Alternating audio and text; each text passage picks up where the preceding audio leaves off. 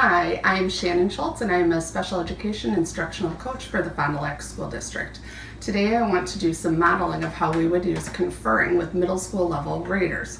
So lucky for me, I have some middle school level graders who live right in my own house. So here's my first one. Hi, I'm Max Schultz. And Max is going into sixth grade. So today Max and I are going to demonstrate what a conference between a teacher and a student would look like, although this is a summer situation, so it'll be a little bit different. So bear with us. I don't consider myself to be an expert in conferring, but you will get the hang of what this looks like. Okay, Max, you ready? Yeah. Okay, so the first step in the conferring process is I'm going to find out about my student, in this case Max, as a reader. So I'm going to ask Max, it looks like you're reading The Blood of Olympus, Rick Riordan. Tell me, why did you choose that book to read this summer? Because I'm really into the series and I like his books. Okay, so you're really into this series and you like his books. Now, what are you working on this summer as you're reading? Yeah, and Max just said to me, like, what? So what normally, Max, you would tell me something that you learned in the classroom about being a reader, but in the summer, just tell me, why are you choosing to read over the summer?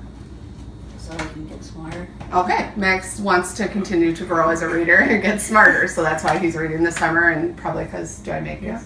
A little bit, and a little bit because I make him. So normally, step one in the conferring would really only take 1 to 2 minutes, and just with this little background that I've given between Max and me, it maybe took just a little bit longer. Okay.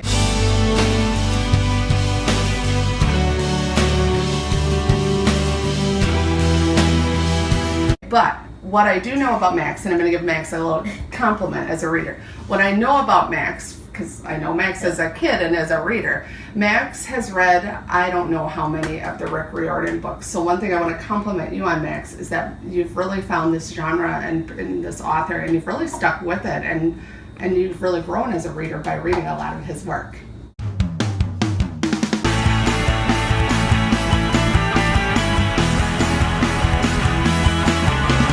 Happy for you that you found this author and this series that you really like, because it's really helped you grow as a reader.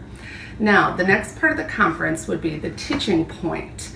Now, being summer, it's a little different because obviously we haven't had a structure of mini lessons within a classroom setting, and Max hasn't been journaling about what he has been reading. So I'm going to take a teaching point off of something that Max and I talked about this morning and work from there. Okay? So Max, one of the things we talked about this morning, and this is how novice I am at conferring. I'm looking at my computer right now, teachers, and using my own little guide as a cheat sheet. We talked about, what did we talk about? Oh, Maxie. Oh, we talked about understanding how characters change as the plot changes within the stories. Now, does that ring a bell? Yeah. Okay. So what I'm going to do, I brought my book, Max, that I am working on. And to everyone out there, I am starting book 2 of Jeff Herbach's series, Nothing Special. And Max knows that I just recently finished book 1, which is called Stupid Fast, which I really liked.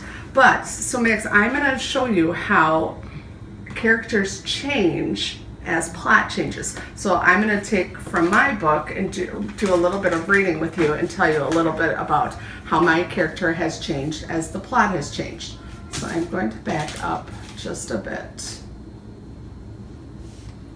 Now, in my story, the main character is named Felton Reinstein, and Felton goes from being a joke to a jock, they say. In other words, he was kind of a nobody at his school, and then all of a sudden he became all sporty and good at football and a track athlete.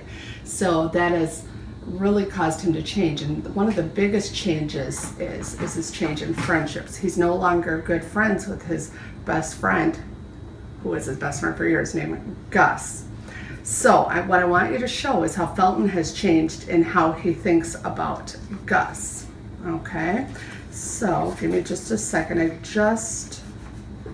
Okay, so what happened is someone got a hold of a picture on like a Facebook type site and made posters and put them up around the school.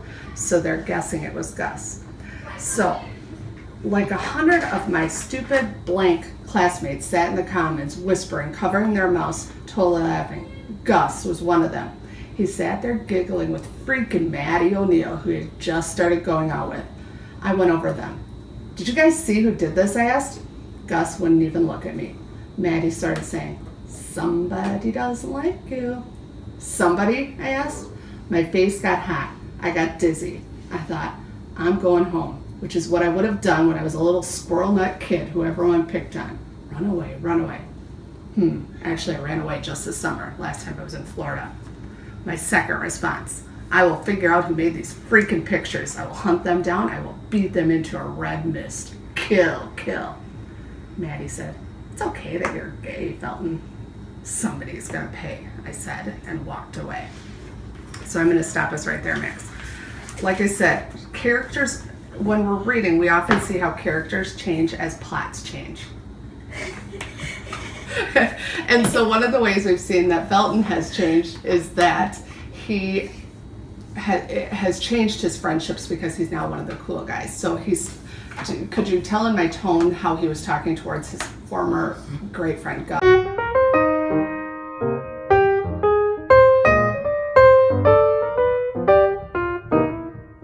Now, do you have in your book an example where one of your characters is showing a change as a result of something that's changing in the plot? Nico. Nico? Okay, do you have a page where you could point out to us? Not really. Not really? Okay, well just tell us then. You don't have to read right from your book, but tell us one way that your character Nico is changing as a result of the plot changing. So Nico has to find a way to shadow travel. But when it's like sunny outside, and he could only do it at like night, so he had to find a way while a pack of wolves were surrounding him. Mm-hmm. So he killed their leader, was stabbing it, and he created a shadow. So they all just went in and shadow traveled. Who was they all? Rena, Coach Hedge, and Nico. Okay, so when you're reading this, Max, and I know that you know what's going on, but do you see how I showed you how Felton was changing his personality, like he wasn't a nice guy? Do you see any changes like that with your character Nico? Nico used to be all staying away from everybody, but now he's starting to talk to the other people. Okay, excellent. I like how you did just what I showed you.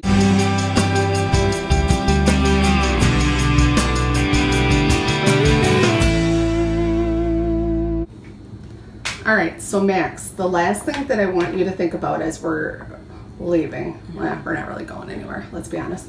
The last thing I want you to think about though is as you keep reading your book this summer, I want you to think about Nico and your other characters and how they change as the events in your story are changing, okay? So what do I want you to think about? Think about how all the characters change and all change and during the plot. Yep, you said it just right. Think about how your characters are changing as the events events change. Okay, thanks, Max. Yeah.